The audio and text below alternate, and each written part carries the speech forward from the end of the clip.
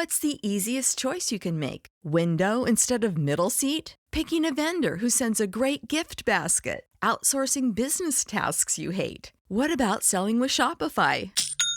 Whether you're selling a little or a lot, Shopify helps you do your thing, however you cha-ching. Shopify is the global commerce platform that helps you sell at every stage of your business. From the launch your online shop stage to the first real-life store stage, all the way to the did we just hit a million orders stage. Shopify's there to help you grow. Whether you're selling scented soap or offering outdoor outfits, Shopify helps you sell. Wherever and whatever you're selling, Shopify's got you covered. Sign up for a $1 per month trial period at shopify.com/try. Go to shopify.com/try now to grow your business, no matter what stage you're in. Shopify.com/try. People very often ask me both how and why I started my podcasting journey. Well, as an engineer, I'm frankly very passionate about math. I wanted to find somewhere to share stories of great mathematicians from Archimedes to Alan Turing and everyone in between. And for that reason, I want to tell you a little bit about my preferred hosting platform, which is Zencastr. Now, before I continue, this is usually the conversation I have with anybody who is wanting to start their own podcast. I know there are so many people out there with passions that they want to share with the world or unique knowledge that they're just looking for a platform to start with. And Zencastr is a wonderful all-in-one platform. What I mean by that is you can do your recording and your editing and use AI to create a transcript and distribute to all platforms, including Apple Podcasts or Spotify or anywhere else where podcasts are played. For anybody like me who might worry at first about what you might sound like on an audio recording, Zencastr's post-production process makes you sound really, really smooth. It automatically removes any of the ums or ahs in your recording. It removes any of the awkward pauses in conversations, and it also helps you to set the right podcast loudness and levels while reducing any background noise, all with the click of a button. It couldn't be easier. Go to zencastr.com/pricing and use my code BREAKINGMath, and you'll get 30% off your first month in any Zencastr paid plan. I want you to have the same easy experience I do for all my podcasting and content needs. It's time to share your story. Counting is the first arithmetic concept that we learn, and we typically learn during early childhood. Counting is the basis of arithmetic. Before people could manipulate numbers, numbers had to exist. Counting was the way that numbers first came about. Counting was first done on the body, using digits in locations on the body such as shoulders and knees, before it was done on apparatuses outside the body, such as clay tablets, abacuses, and hard drives. However, counting has become an invaluable tool in mathematics itself, as became apparent when counting started to be examined analytically. So how did counting begin? What is the study of combinatorics? And what can be counted?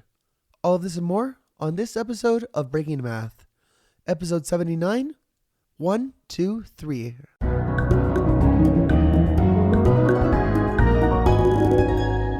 I'm Sofia, and this is Breaking Math. With me, I have on Jacob Irvin from the Nerd Forensics podcast. Welcome, Jacob. Hey, how's it going? And Nerd Forensics is a more explicit podcast on the same network as us, Santa Fe Trail Media. You could get it, and if you're listening to this, you could probably listen to that. Yeah, we're kind of like a comedy culture podcast. Yeah, for sure. And now we're going to talk to you about a product for a second. Have you heard of Magic Mind yet? Lately, I've been mentioning it on the show. It's a little bottle the size of an energy shot that has a little caffeine and of a bunch of ingredients like cordyceps mushrooms and vitamins, all with studies that show effectiveness in various areas such as controlling inflammation and cognitive function. You just shake it up and drink it. I like to use it to get motivated, and it's a little less than the price of an energy drink. If you want to try it out, go to magicmind.co/breakingmath and get up to 56% off your subscription for the next 10 days. The code is breakingmath20. I recommend you try it out. I use it for creative slumps, and it works if you do it multiple days in a row. And I hope you like it if you try it. And now back to the episode. All right, so today we're going to go over the history of counting. We're going to talk about combinatorics. We're going to talk about some topics related to that. And then we're going to talk about what you can and can't count, even as you go to infinity. So Jacob, you ready? Yeah, I want to know what I can't count. All right, so the history of counting goes back to, I mean, it's kind of intertwined with the history of just representing numbers by themselves. You could kind of date it back to the earliest times. There's this now kind of defunct theory that society started with only the concept of one, two, and many, but that's not too far off. A lot of times, early societies don't have many different words for different numbers. So they have like a word for one, a word for two, and then they'll say like 4 is like 2 plus 2, 3 is 2 plus 1, and they'll have a word for 5, which is usually something related to hand or something like that. Yeah. There's places where locations on the body are counting. So you go from one set of fingers to the other, and then you like use your shoulders and and elbows and things like that. So you remember a number like that. And it wasn't long before people started grouping things together, usually by 10s or 20s, because that's a number of fingers or fingers and toes that we have. Yeah. That is to say, counting was instrumental in early times too, because it was also there was also a time where things weren't recorded on Paper or yeah, anything exactly like that. Yeah, there wasn't a standard way of recording things. There wasn't like an alphabet and all that stuff. It was more like a knot sometimes. In fact, kipu comes from this.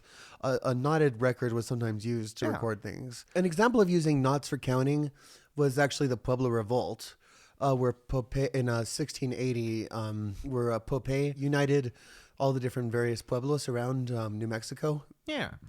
He had a knotted string with him that had the countdown. Do you know about that part?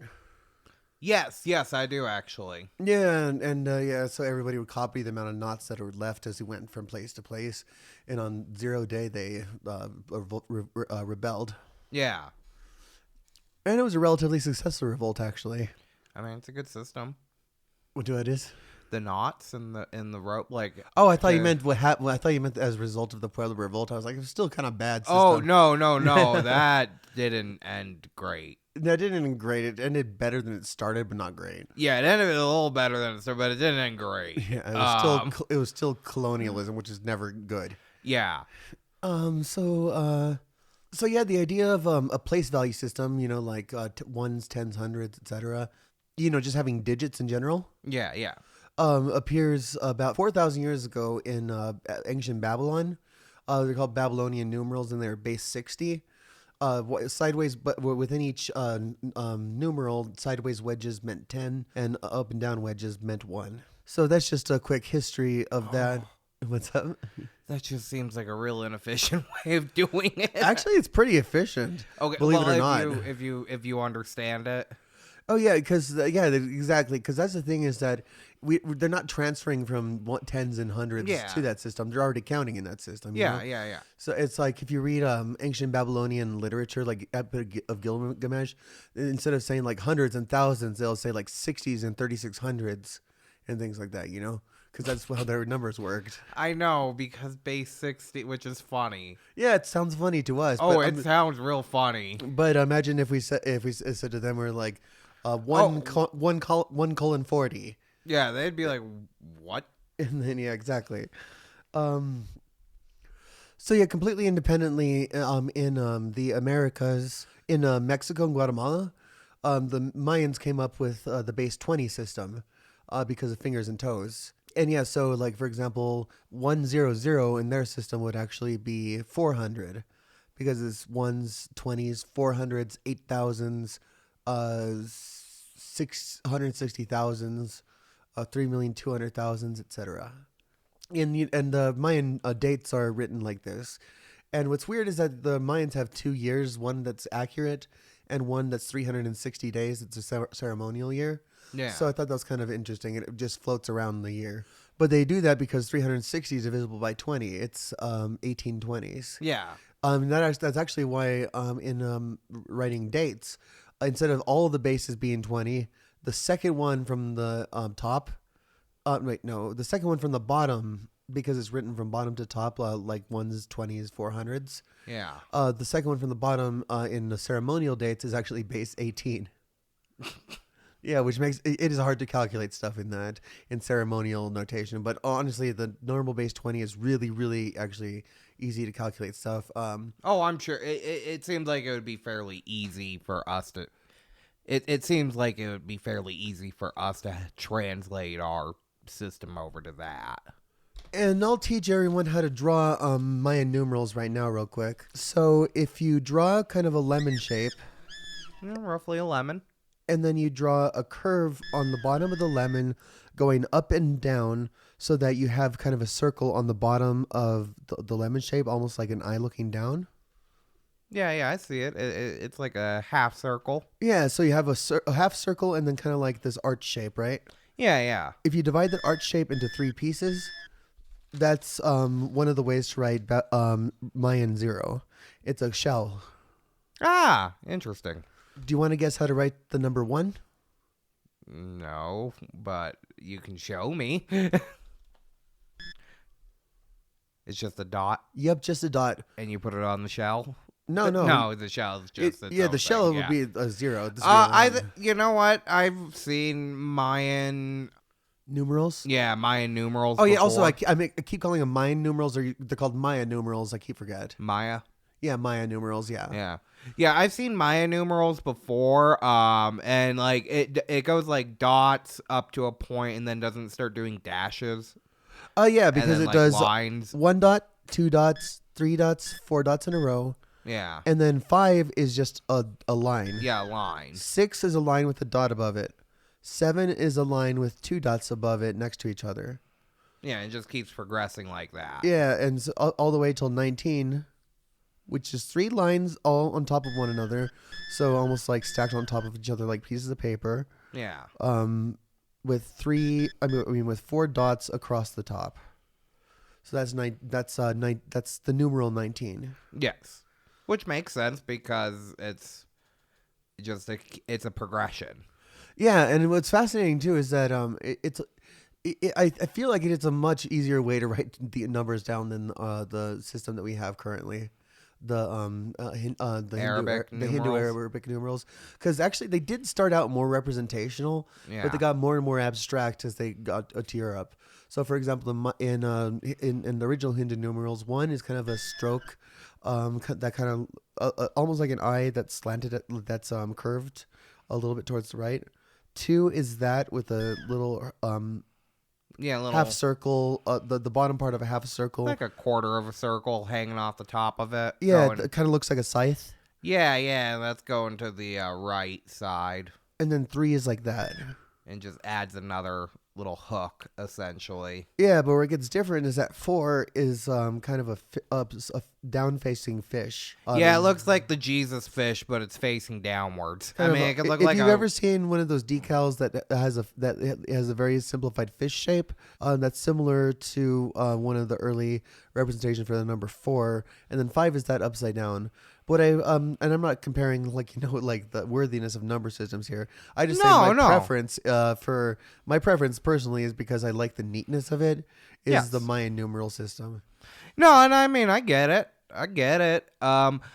Like I like the numeral system that we use in the West on an everyday basis up till you start getting into like millions and billions and those types of numbers with like just an obscene amount of zeros behind it. Oh yeah, it goes trillions, quadrillions, quintillion. Yeah. Now I understand that a lot of times they'll just do like 10th to the whatever power.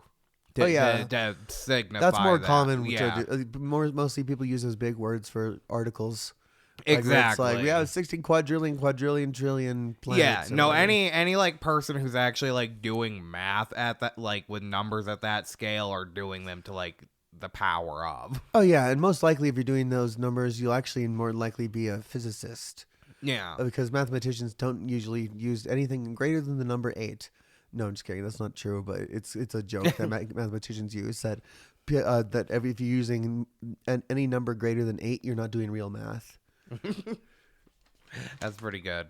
And I didn't actually plan this, but I was actually going to say I'm using a borrowed computer to edit this right now. But on my original computer, I have some merchandise that might be coming out pretty soon. It's a poster on counting. I didn't plan it for this, but I thought to mention it. So so that's kind of like the history of counting and the ability to count. Using language makes it easier to keep track of large groups of things. And it turns out that the easiest way to keep track of groups of things, mathematically speaking, is the place value system. Yeah. And it's using computers too. Binary is just base 2. Exactly, yeah. Alrighty, so now we're going to talk about combinatorics. So what is combinatorics? Combinatorics is like, let's say I had a few questions that might be combinatoric questions are, how many different ways can you scramble a Rubik's Cube? Or how many ways could you shuffle a group of 20 people? Or if you had 10 different choices and you could choose 3 things, how many different groups of choices can you make? Yeah. Yeah, it's a grouping. It's like how many grouping systems are available within this set of things. And perhaps more succinctly, it's about counting hypothetical objects. Yeah. And because you have a high level description of this object, like Rubik's Cube has such and such mathematical properties, or the idea of counting has this or that, and then you build from there. So I was looking this up a little bit before we started, and like one of the simpler ones that I saw was the number sequence of 1, 2, 3. How many ways can you order that? Oh yeah, that's actually a great example. So 1, 2. So let's. It's 6. Yeah, it's 6. But let's say we didn't know that it was 6 already. So we'd start with 1, 2, 3, right? 1, 2, 3. But and then so one of the things that we can do with those is we can swap the last 2, right? Yep. So 1, 3, 2. 1, 3, 2. All right. So now we can't swap anymore. We're at a dead end. So now let's rotate the original one. So we started at 1, 2, 3. Let's change that to 2, 3, 1, right? Yep. 2, 3, 1. And then 2, 1, 3 because you swapped the last 2. 2, 1, 3. And then 3, 1, 2. 3, 1, 2. And then 3, 2, 1. And then 3, 2, 1. And notice that you have 3 groups of 2. Yep. And that's not coincidental because if you did it with 4 objects, so 1, 2, 3, 4, if you swap the last 2, you get 1, 2, 4, 3, and then you're at a dead end. So now you rotate the last 3, so you get 1, 3, 4, 2. Then you swap the last 2, and then you get 1, 3, 1, 2, 1, 3, 4, 2. 1, 2, 1, 4, 2, This 3. is something that's going to be hard to keep track of. Yeah, exactly. Without like paper. Oh yeah, but exactly. You notice that it's this time it's 4 groups of 8. 3. Well, it's actually no. It's actually 4 groups of 3 groups of 2s. So it's 4 times 3 times 2. So that'd be 24. 4 times Yep. 3 times Yeah, 2. exactly. Yeah, and that's actually the number. The way to write that down is 4 factorial, as you learned on the internet earlier, which is just 4 with an exclamation Point. 4 with an exclamation point after it. Yeah. Which, yeah, if there's 24 answers to that solution, Sophia, there's no way you're going to remember all of those. Oh yeah, I wasn't gonna keep. I was gonna stop after like 6, but yeah. Yeah, one way that you can prove this, that this is the amount, is that you can prove it kind of recursively. So you can say that for like let's say we have n different objects, right? Well, actually, let's say we have 1 different objects. 1 factorial is 1, right? Yes. So we've proven it for 1. So now let's say we have n different objects, and there's n factorial ways that we can mix them up. Let's say that's what we know. Let's take that as given. So let's see if we could prove that, and this applies for n plus 1 too. So let's say we have a group of n plus 1 items, right? Yes. So that's like a group of 1 plus another n items. So how many ways can this start? It has to be n plus 1 item. Exactly. Yeah. Yeah. There's n plus 1 ways that this can start, and for each way that this starts, there's n left over, right? Yes. And those have to be you have to go through all of those permutations too, right? Yes. So and we already assumed that the permutation for a number n objects is what? It's the n factorial. Yeah, exactly. N factorial. Yeah, n factorial. So now we have n factorial times n plus 1, right? Yes. What do you think that equals? At this point, n plus 1 or 1. N plus 1 factorial. Yeah. Well, n plus 1 doesn't make much sense because But, you're going to have these giant numbers times a big number. So you see an even bigger number. But it'd be n factorial 1. n plus 1 factorial. So n plus 1 factorial, yeah. like in parentheses and then factorial afterwards. Because if you think about it, n plus 1 factorial is 1 times 2 times 3 times all the way to n. Yeah. And that's actually how factorial can be defined as n factorial is equal to n times n minus 1 factorial. And then you define 1 factorial as 1, which implies that 0 factorial is 1 because 1 factorial divided by 1 is equal to 0 factorial. So, yeah. Because you can't have actual 0 in this. Well, not even that. It's just the math just shakes out that way. Oh, okay. Because, like, if you have 1 factorial, so 2 factorial divided by 2 is 1 factorial, right? Yes. Which means that 1 factorial divided by 1 is 0 factorial. But. And we've defined 1 factorial as 1. So 1 divided by 1 is 1. Exactly, yes. And then you actually do have negative factorials, but that gets more into the gamma function, and that'll be its own episode. Oh, and just a quick mention: the history of combinatorics goes all the way back, almost 5,000 years to 2800 BC in China. Are you familiar with magic squares?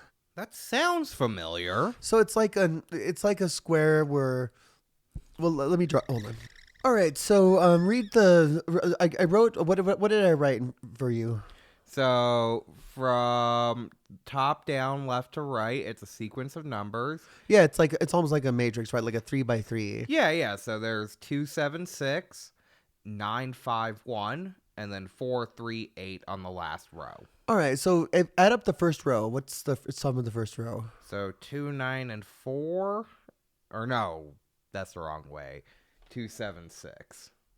Which way do you want me to go? Sorry, sideways. Yeah, rows. So 2, 7, 6 is 15. How about the second row? That is also 15. Third row. That is also 15. Diagonally. 15. 15. No. Up and down. Yes, 15. 15. It keeps making 15. Yeah, that's a magic square where no matter which way you add it, up, down, left, right, it's equal to the same number. Yeah, it's always equal to 15. That's pretty cool.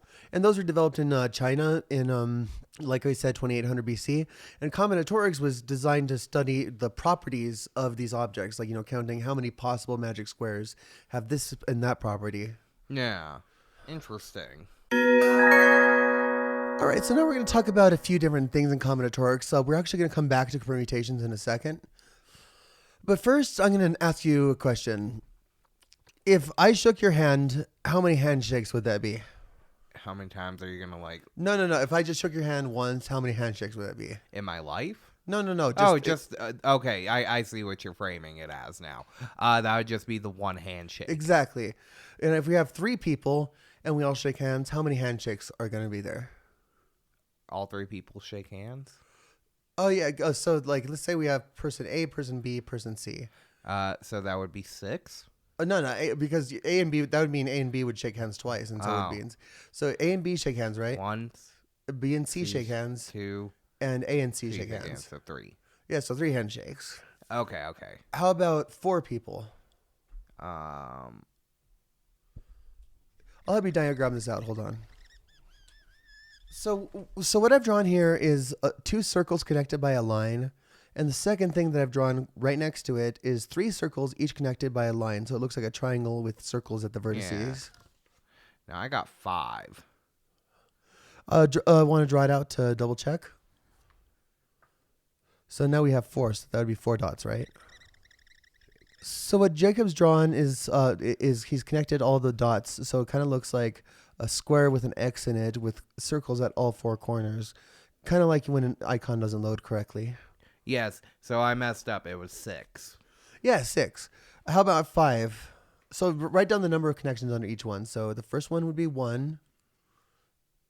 Second is 2. Third one is 6, right? And just based on those 2 numbers, 1, 2, and 6, do you want to guess what the 4th one will be? I was never good at these. Oh, yeah, no worries. I'm just asking if you have any guesses. 12? Alrighty, and what's your rationale for that? Well, I figured at least 6 is going to multiply it by itself at least once. All right, so let's check it out. Draw 5 circles. It would actually be a little bit easier if you made a pentagram or something. Yeah. Because you'll have lines overlapping. There, it made a star. Yep, and exactly. And how many? It's a pentagram, right? Yeah. It's like 7, right? Let's see. So you have 1, 2, 3, 4, 5 on the outside, and then 5 on the inside. So that's 10. Yep. Like I said, I was terrible at these things. It takes a lot of practice to be good at those. It's honestly stupid that they put them on IQ tests. Yeah, I was always terrible at these. Oh yeah, I was only good at them because I had puzzle books as a kid, and I learned because anyway, I could say a lot about IQ, but anyway, so it's 10, right? Yes. So let me ask you something. What's the difference between 1 and 2? Like how many? What's 3 minus 1? 2. So yeah. So write 2 between those. How about between 3 and 6? How about between 6 and 10? Yeah, 1, 2, 3, 4. So what do you think the next number is going to be? 5. So what do you think the next number is going to be? 5. 5. Yeah. So what does that make in the number Or the of connections? difference is 5. Yeah. So that would be 15. Yeah, exactly. So basically, do you know the general formula now? Yeah, I'm getting it. Yeah, it's 1 plus 2. It's basically, if it's 5, it's 1 plus 2 plus 3 plus 4 plus 5. Yeah. A really good way to kind of 2 would just be 1. 3 would be 1 plus 2. 4 different people shaking hands would be 1 plus 2 plus 3, and so on. So if you have like n people shaking hands, it's n minus 1 plus n minus 2 plus all the way to 1, right? Yeah. And one way you could prove this is that, let's say you have the first person, right? Then they shake everybody else's hand. They're the first person to shake everybody's hand. They've done n minus 2 handshakes. N minus 1 handshakes, right? Yes. So how about, and now let's say one of the people shakes hands with everybody. They already shook hands with one of the people, so he's gone. He's out of the pool for that person to start shaking hands with, and actually anybody else to start shaking hands with. So this person, he shakes hands with n minus 2 people, right? And so on. Yeah, that makes sense. The next person would be n minus 3. Yeah, and so on. Yeah, Yeah. until you go all the way to the last person who has only one unique handshake. Exactly. That's why when you have a group of people clinking glasses, cheering, it could be so many clinks when you just have a few people. Yeah. So now we're going to talk about the n choose k function. It's sometimes called also just the numbers in them called binomial coefficients. So let's say we had a collection of Snow White and the Seven Dwarfs, right? Yes. So that's 8 people total. Yes. How can we select 3? How many ways could we select 3 people out of those 8? 3 unique sets or just 3 people or just sets of 3 people? Just 3 just one set of 3. How many unique ways can we select 3 people? So how many unique groups of 3 people can we select from this other group of 10 people? Or of 8 people? 8, yeah. So think about it this way. It's a lot. It's like 20 some odd. So the way that we actually calculate this is called we use binomial coefficients. They're actually found also in the Sierpinski in the Pascal's triangle. I'm just going to mention Pascal's triangle briefly because it makes sense in this context. So you write a 1, right? So then we write 2 ones below that. What's 1 plus 1? 2. 2, and then 1 plus nothing, so it's an infinite amount of nothing. On that side is 1, 1. So we have 3 rows. The first is 1, second is 1, 1, third is 1, 2, 1, and it's going outward like a triangle, right? Yes. The next one is 1. 1 plus 3. 2. Mm-hmm. 3, 1. And then? 1, 4, 6, 4, 1. And these are actually pretty useful in several ways. So, like, for example, if you have x plus 1 quantity, to the 4th, that's equal to x to the 4th plus 4x cubed plus 6x squared plus 4x plus 1. So, it's useful for things like that. But it's also useful because you use binomial coefficients to calculate an arbitrary thing given the row and column. Yeah. So what the binomial coefficient is it's n factorial. So n over k, so it's like, it looks like this. It's a parentheses with an n above a k with a little bit of space between them. And that is equal to n factorial divided by k factorial divided by n minus k factorial. So here, remember, n is 8, right? Yes. And k is 3, right? Yes. So, so write that out. So n factorial would be what? 8 factorial, right? So you've written 8 factorial over 3 factorial times 8 minus 3 factorial. 8 minus 3 is? 5. So write that again, but replace that with 5 factorial. Okay. All right, so what is 8 factorial? It's 1 times 2 times 3 times etc., right? Yes. So write that out. So that's equal to 1 times 2 times 3, etc., all the way to 8, right? And Jacob has written 1 plus 2 plus 1 times 2 times 3 times 4 times 5 times 6 all the way to 8, all divided by 1 times 2 times 3 times 1 times, and you put in parentheses, but you don't need to necessarily, 1 times 2 times 3 times 4 times 5. Now start crossing things off from the top and bottom that are equal, so like cancel things out. So let me continue this for you just because it's a lot of fiddling. Yeah. So you start with 1 times 2 times 3 times 4 times 5 times 6 times 7 times 8 times, not times anything, all over 1 times 2 times 3 times 1 times 2 times 3 times 4 times 5. 1 times anything is just this thing itself. We could just cancel out all the ones already. So then we have 2, 3, 4, 5 on the bottom and the top. So we're left with 6 times 7 times 8 over 2 times 3. So we know 8 divided by 2 is what? 4. So we replace the 8 on the top by 4 and get rid of the 2 on the bottom. So the only thing we have on the bottom is a 3. So one of the things on the top is a 6. So 6 divided by 3 is? 2. So we replace that with a 2. So we're left with 2 times 7 times 4. And that's equal to, let's see, 56. So there's 56 ways to select 3 people out of a group of 8. So does that make sense now? Yeah. That makes sense. So now we're going to talk about permutations a little bit. Jacob, write the letters A through E in a random order. So you've written A, C, B, D, E. A, C, D, B, E. So below that, write A, B, C, D, E. So right there, the first thing you've written is called a permutation. The second one, and we talked about that earlier, right? But with numbers. Yes. Yeah, and what's interesting is that permutations all have cycles within them. So to show what I mean, A just goes to A, right? And like if you started with, like, let's say the first row is what you start with and the second row is what you end with, okay? Yeah. I'm actually, no, let's say you start with the second row and then you end with the first row. So what I've written in parentheses are 2 rows of letters, A, B, C, D, E, and A, C, D, B, E. And that's actually how you write down the permutation that you've described. So now I've just written A, B, C, D, and E in a circle, right? Yes. A transforms into what? Oh, A is always A. Yeah, so we could just write a circle like that. B transforms into? C. C transforms into? D. D transforms into? B.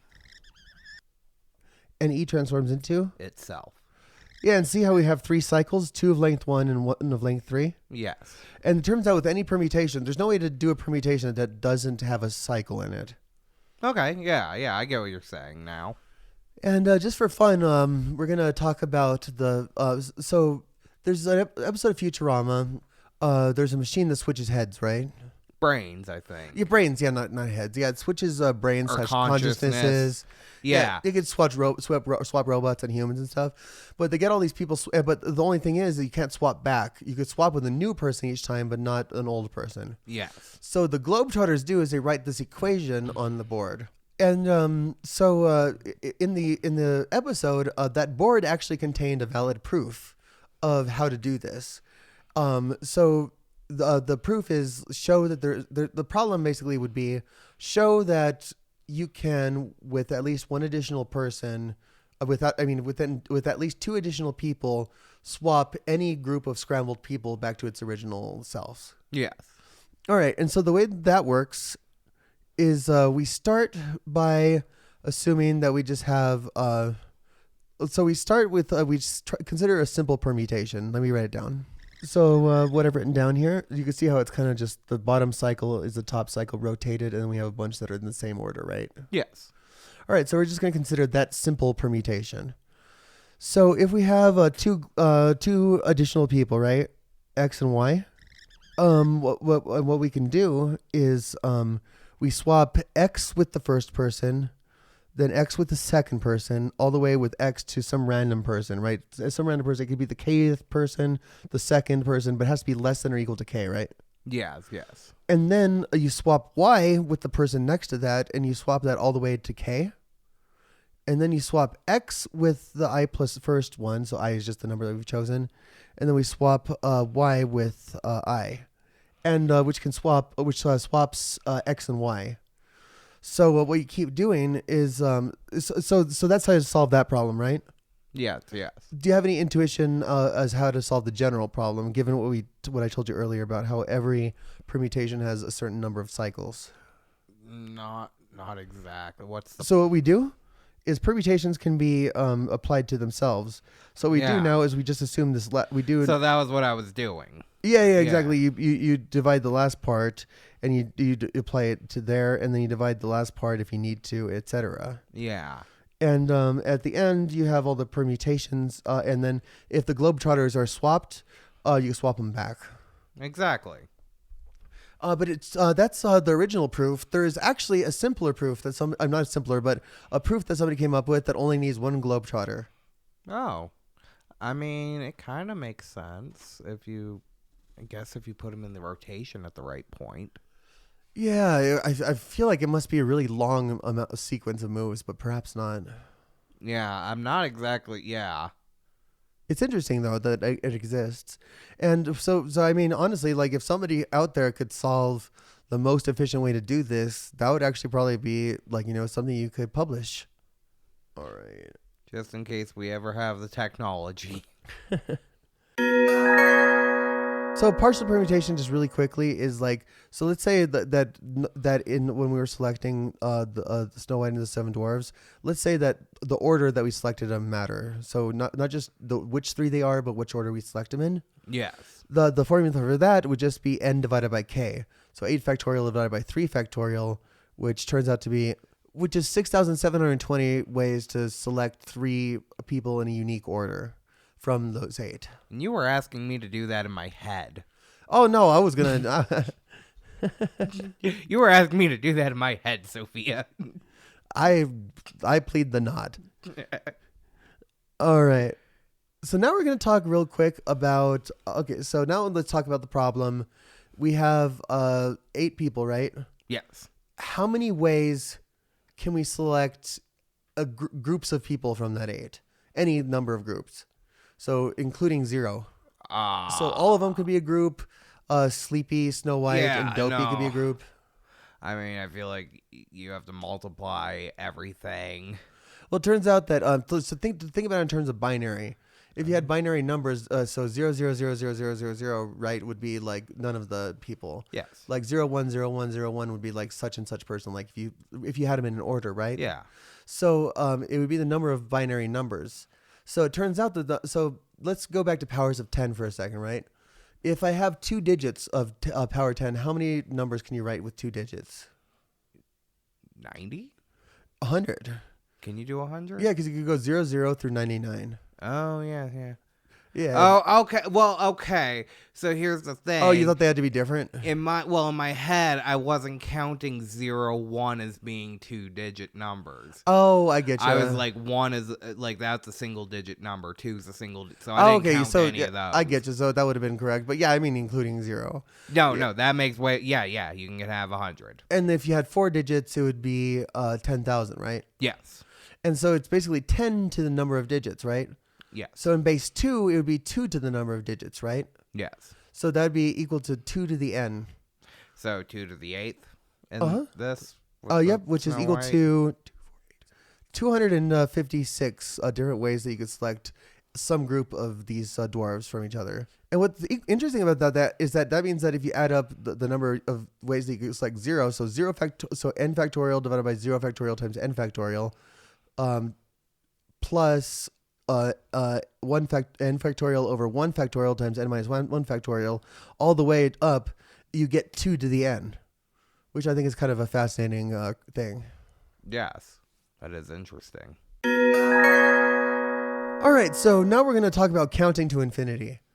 So, exactly. So we could actually conceive of an infinite set of objects, right? So let's say all the counting. So let's say we have the numbers like 0 through infinity, 0, 1, 2, 3, all the whole numbers, not like 0.5 or 1.7, right? So just whole numbers. So let's say we have all the numbers from 0 to infinity, the whole numbers, right? Yes. Would there be fewer even numbers than there are whole numbers? Like fewer even integers than there are integers? I mean, yes, because if we're combining the evens and odds, then okay. Wait, I'm sorry, you're saying whole number. Wait, no. You understood what I meant. Okay, I did understand. So yeah. So let's go about seeing if that's right. I mean, just if you're including the odd numbers, it makes sense to me that that'd be more than just the even. Oh yeah, right. That's my intuition too, honestly. Yeah. So what's interesting? So let's say it's infinity we're dealing with. Oh yeah, exactly. So things sometimes get weird. So let's say we have a set 1, 2, 3 and a set A, B, C, right? Yeah. If I drew a line between A 1 and A, B and 2, and C and 3, that's called a complete bijection. Because it means that each thing has exactly one thing assigned to it. Yeah. And that means that these have the same number of items in the set, right? Yes.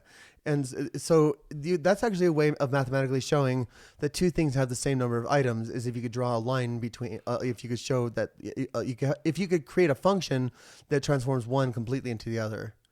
So let me ask you this. What's 1 times 2? 2. 3 times 2? 6. 4 times 2? 8. And those are all even numbers, right? Yes. So that function, can 8 divided by 2 be anything but 4? Wait, I'm sorry. Can 8 be anything but 4? 4? Can 8 divided by 2 be anything but 4? No. Yeah, exactly. So it's a complete bijection, right? Each thing has exactly one thing and vice versa.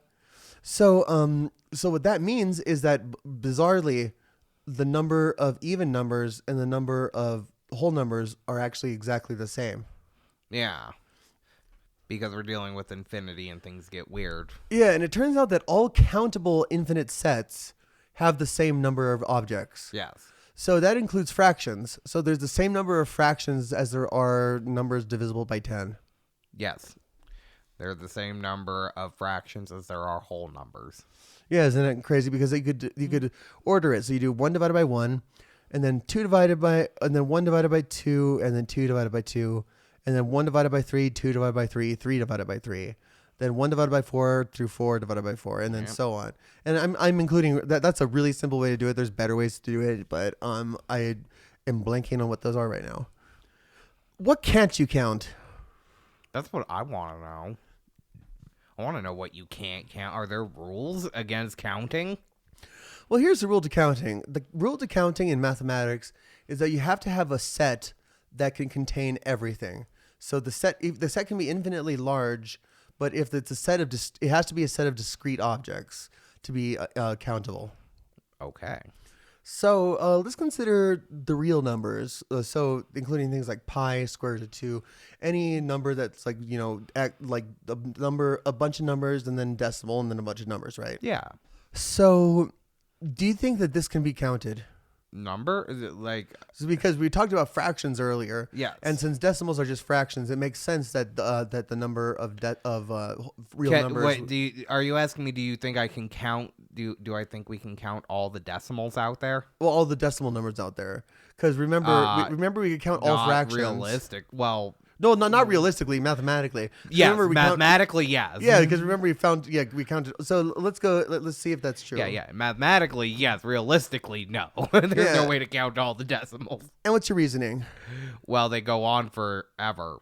Oh yeah, but that you could. And mathematically, because it's part of a set, and therefore or you can make it part of a set. Yeah, so you're saying you can enumerate all the real exactly, numbers. And you can give them value essentially. All right, so now we're just going to consider real numbers that are like point whatever, so 0 point whatever, so including 0.000, 0.9999, right? Yeah. So let's say we had a set of like 5 numbers like that, right? So for the first, let's consider the first decimal the first number, right?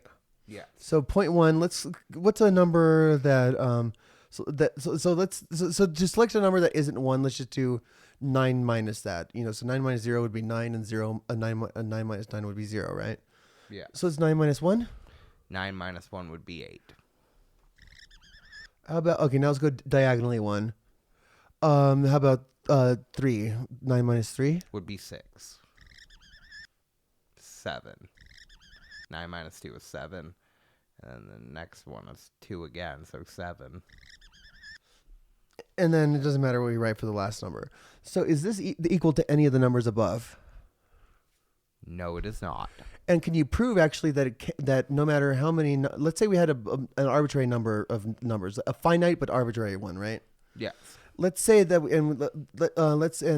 let's include 0 as a digit always. So if it's even if they terminate, they end with zeros. Can you prove that doing this diagonally will always result in a number that was not in that set? Can I prove that? Yeah. How would you go about reasoning that? Honestly, you would have to go through each set. Well, instead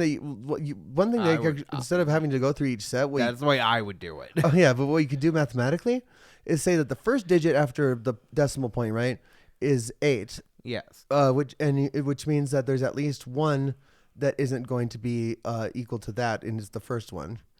There's 6, which means at least one isn't going to be equal to that, and it's the second one, and so on. So you could always create a number by going across the diagonal and doing this process. I mean, you could even do that plus 1 and rotate it. It doesn't matter exactly what process, but that's how you do that. Yeah. And that's called Cantor's diagonalization argument. So let me keep going with it. Let's say we had a set of let's say we could do a set of all the real numbers, right? Let's just assume and prove that. So if we have this set of real numbers, if it's countable, this set is complete, right? You can't add anything to it that's new, right? Correct. But what if you did a diagonal thing across it? Wouldn't that create a new number? Technically, yes. Yes, it definitely would. And that's the thing, is that since you can always create a new number, it's uncountable. Yes. Because you can't put it in a countable. So the way you have to define real numbers is through things like the way that Cauchy did it is by saying that they're sequences of fractions. So they're sequences of fractions that trend towards something and it gets smaller and smaller. You have concepts like eventual epsilon closeness, which says that that there is a certain point for any epsilon, so no matter how tiny epsilon is, then in the sequence, so let's say we have a number approximating pi, and let's say epsilon is 1 over 1,000. That means that there's going to be a certain point in the sequence that the difference between any of the guesses for pi as we go along will be less than 1 over 1,000, or less than 1 over 1,000,000, or less than 1 over infinity as we go to infinity. Interesting. So that's how you define real numbers, actually, is through that. And it's like, they're technically a set, but they're an uncountable set. And then you have problems like, are there any sets that have a number between the countable and uncountables? And I think there's been a solution to that, and it's like it's both depending on how you count or something weird like that. Don't quote me on that, everybody. Let me research that. Counting is a way of making sense of the many different ways in which the world can appear, whether it's the number of apples that can appear in your basket or the number of combinations in a Rubik's Cube. There are even deeper questions to be asked about counting and countability, as we saw with the number of integers and real numbers. One thing that is for sure, though, is that as long as we're measuring anything at all, we're going to have numbers. I'm Sofia, and this is Breaking Math. With me, I had on Jacob Urban. Jacob, do you want to plug anything? Just, you should give Nerd Forensics a listen if you're looking for something that is generally humorous. Some of the episodes are a little more intense, but... Oh, yeah. I mean, we try to make those humorous, too, but it's more of a black humor, right? Yeah, it's more gallows humor at that point. But, we try to have fun over there. Alrighty, cool. And we actually did describe some more stuff about countability in an episode about infinities earlier. So you could probably give that a listen. But yeah, it's good to be back doing breaking math. We'll keep you updated on that new merchandise. Drink Magic Mind, and I don't know. Any last thoughts? Worship your math. I don't know. That could lead to problems.